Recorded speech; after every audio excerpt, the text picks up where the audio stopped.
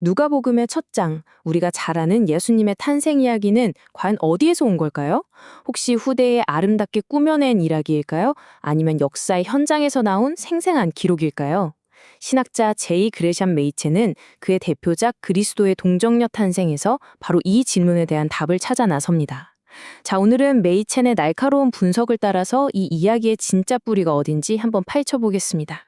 네, 바로 이 책, 제이 그레션 메이첸의 그리스도의 동정녀 탄생을 가지고 우리가 길을 찾아갈 건데요.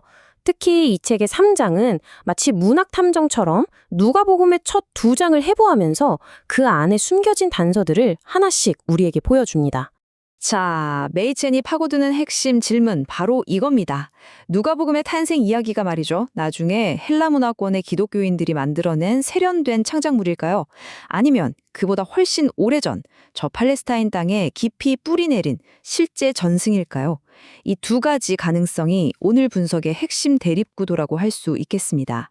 메이첸의 주장은 시작부터가 아주 흥미롭습니다. 그는 누가복음의 첫 페이지만 넘겨도 독자들이 마치 시공간을 점프하는 것처럼 완전히 다른 두 개의 세계와 마주하게 된다고 지적하거든요.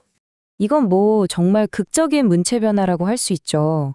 1장 1절에서 4절까지는요, 정말 교양 있는 학자가 쓴 것처럼 아주 세련되고 복잡한 헬라어 문장들이 쫙 펼쳐져요. 그런데 딱 5절로 넘어가는 그 순간 모든 게 확 바뀝니다. 문체가 갑자기 구약 성경의 역사서를 읽는 것처럼 아주 단순하고 소박한 히브리적인 스타일로 급변하는 거죠. 메이체는 이 변화를 문학적 화석이라고 표현하는데요. 와, 정말 기가 막힌 비유 아닌가요? 이 말은 탄생 기사가 단순히 다른 스타일로 쓰인 정도가 아니라 아예 훨씬 더 오래되고 완전히 다른 세계에서 온 무언가라는 걸 암시하는 겁니다. 그렇다면 그 화석의 정체가 대체 뭘까요? 메이첸이 제시하는 첫 번째 증거는 바로 텍스트 자체에 새겨져 있는 언어적, 문체적 DNA입니다. 이 이야기의 구조를 이해하기 위한 핵심 용어가 하나 있는데 바로 병렬 구조라는 겁니다. 이게 뭐냐면요. 복잡하게 문장을 꼬는 대신에 그냥 짧은 문장들을 그리고 또 그리고 이렇게 쭉 이어붙이는 방식이에요. 구약 성경을 읽어보셨다면 아주 익숙한 스타일일 겁니다. 이건 직접 들어보시면 느낌이 확 오실 거예요.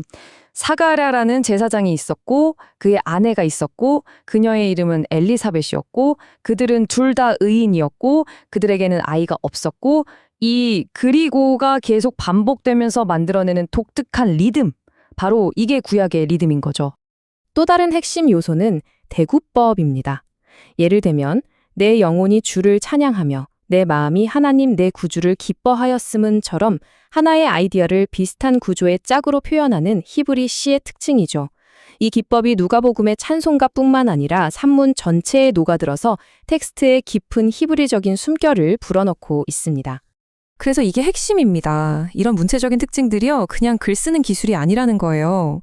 이건 이 이야기 자체가 고대 팔레스타인이라는 문화적인 자궁에서 태어났다는 걸 보여주는 아주 강력한 증거라는 거죠. 자, 이제 글의 스타일을 봤으니까 내용으로 한번 들어가 볼까요? 어떻게 쓰였는지 알았으니 이제는 뭘 말하고 있는지 그 안에 담긴 사상, 그 세계관을 들여다볼 차례입니다. 메이첸이 딱 짚어내는 게 뭐냐면요. 이 이야기의 세계관은 마치 시간이 멈춘 것 같다는 거예요. 기독교가 본격적으로 시작되기 훨씬 이전의 시대에 박제된 것 같다는 거죠. 바울 신학의 위대한 논쟁이나 이방인 선교, 예루살렘의 파괴 같은 후대의 거대한 역사적 사건들이 전혀 느껴지지 않는 아주 고요하고 오래된 세계입니다. 한번 보세요. 등장인물들의 경건함이 어떻게 묘사되는지를요. 율법과 은혜를 날카롭게 대조하는 그런 기독교 신학적인 틀이 아니라 순수하게 구약적인 방식으로 모든 계명을 지키는 의로움, 바로 그걸로 표현됩니다. 그리고 정말 결정적인 문화적 증거가 또 있습니다. 엘리자벳이 아이가 없는 걸 부끄러움으로 여겼다는 이 묘사, 이건 자녀를 하나님의 축복으로 여겼던 당시 유대사회의 정서를 정말 정확하게 포착한 거예요. 심지어 영아유기까지 흔했던 그리스 로마 세계의 관점에서는 잘 이해하기 힘든 아주 독특한 문화적 지문인 셈이죠. 특히 이 야곱의 집이라는 표현, 이게 팔레스타인 기원이라는 걸 보여주는 아주 강력한 증거가 됩니다. 왜냐고요? 생각해 보세요. 예루살렘이 파괴되고 전 세계에 이방인 교회가 세워진 이후에 글을 쓰는 사람이 굳이 교회를 이렇게 유대적인 표현으로만 한정했을까요? 아마 그러지 않았을 겁니다. 물론 이렇게 주장하면 잠깐만요 하고 반론이 나오기 마련이죠. 자, 그럼 이제 메이첸이 이런 비판들을 어떻게 하나하나 격파하는지 한번 보시죠. 첫 번째 태클이 들어옵니다. 시므온의 예언, 그거 사실 예수님 돌아가신 다음에 지어낸 거 아니냐? 이런 주장인 거죠. 소위 사후 예언이라는 비판입니다. 근데 메이첸은 여기서 아주 재밌는 역발상으로 받아칩니다. 오히려 그 예언이 애매하고 모호하다는 게 진짜라는 증거라는 거예요. 한번 생각해 보세요. 만약 누군가 나중에 이걸 조작했다면 십자가나 못 박힘 같은 구체적인 내용을 왜 안 넣었을까요? 이거 봐 딱 맞았지 하고 자랑하고 싶었을 텐데요. 이렇게 시적이고 절제된 표현을 썼다는 것 자체가 역설적으로 이게 조작이 아니라는 걸 보여준다는 겁니다. 자, 이제 두 번째 비판입니다. 이건 훨씬 더 날카로워요. 본문에 유대 율법을 제대로 모르는 사람이나 할 법한 치명적인 실수가 있다는 주장인데요. 만약 이게 사실이라면 메이첸의 이론 전체가 흔들릴 수도 있는 아주 중요한 문제입니다. 자, 문제가 뭐냐면 이거예요. 율법을 보면 정결 예식은 아기를 낳은 마리아 혼자 하면 되는데 왜 성경은 그들, 즉 요셉과 마리아 둘 다의 정결 예식이라고 썼냐는 거죠. 비평가들은 이것 봐라, 저자가 율법도 제대로 몰랐네 하고 공격하는 겁니다. 하지만 메이첸은 여기서 핵심을 꿰뚫어요. 정결 예식이라는 단어의 의미는 부정한 상태가 아니라 정결하게 만드는 행위, 그 자체를 가리킨다는 거죠. 그럼 보세요.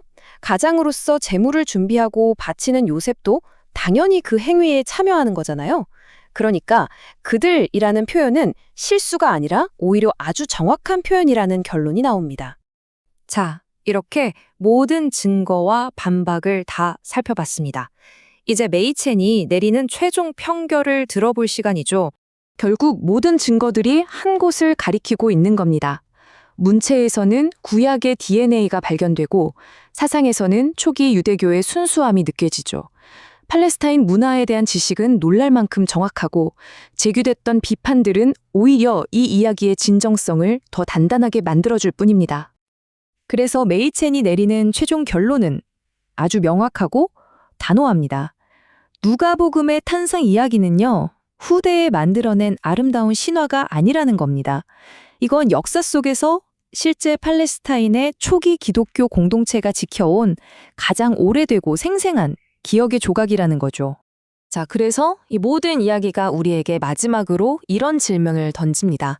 어떻게 한 권의 책, 그 안에 있는 하나의 이야기가 이렇게 완벽하게 다른 두세 개의 특징을 동시에 가질 수 있었을까요?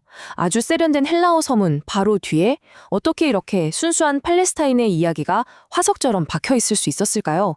이 질문이야말로 우리에게 누가복음의 놀라운 구성을 더 깊이 생각하게 만드는 지점일 겁니다.